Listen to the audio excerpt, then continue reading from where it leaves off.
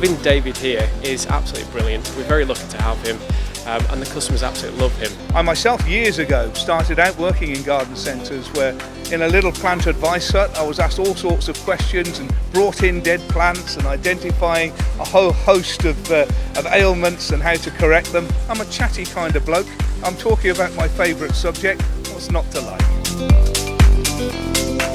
We're hosting a few children's pizza classes just to get all the kids involved with rolling out the dough and choosing their own toppings, because pizza's a family orientated thing.